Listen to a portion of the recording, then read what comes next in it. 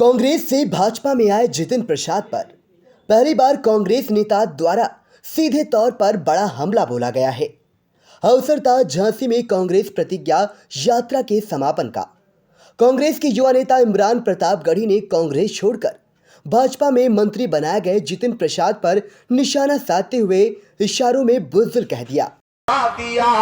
तुमने भारत को दंगा ही दंगा दिया। और अगली जो दो पंक्तियां हैं, ये लहराता हुआ कांग्रेस पार्टी का झंडा आप सारे लोग देख रहे हैं। यहां से वहां तक जो लोग बड़े शांत होकर बैठे हैं, आप कांग्रेसी हैं, सच्चे कांग्रेसी हैं तो तैयार रहिएगा। आपके रगों में जो लहू है उसमें उबाल आए तो मुझे बताना कि इमरान सच बोल रहा था कि हमने ज़मज़म दिया, आबे गंगा दिया। तुमने भारत को दंगा ही दंगा दिया। तुमने एक रंग के ख्वाब देखे मगर तुमने एक रंग के ख्वाब देखे मगर हमने हिंदुस्तान को तिरंगा दिया। ये तिरंगा, ये तिरंगा, ये तिरंगा बदन पर लपेटे हुए, ये तिरंगा बदन पर लपेटे हुए एक दिन इस जमीन में उतर जाएंगे। मत समझना डराने से डर जाएंगे, अब के सारी हदों से गुजर जाएंगे। और ऐसा भी सिंधिया जी चले गए, उधर जतिन प्रसाद चले गए। आप क्या कह रहे हैं? हमने कहा रहे उनके पिता को कांग्रेस ने मिनिस्टर बनाया, केंद्रीय मंत्री बनाया, उनको बनाया जब वो घुटनों के बल उंगली पकड़ करके उन्हें चलना सिखाया। आज अगर वो छोड़ के चले गए तो सवाल हमसे मत पूछो, क्योंकि बेटा अगर बाप को छोड़ के चला जाए तो सवाल बाप से नहीं बल्कि बेटे से पूछो।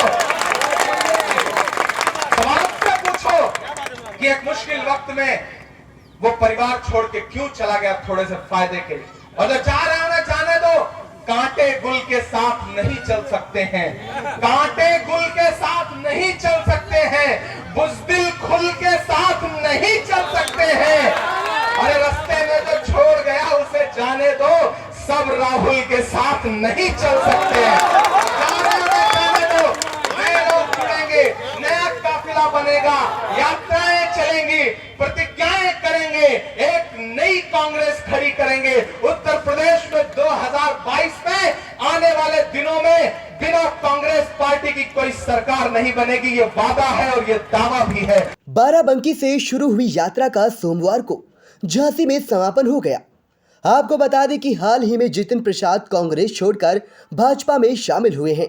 उन्हें भाजपा ने सूबे में कैबिनेट मंत्री बनाए जाने के बाद एमएलसी भी नामित कर दिया गया है।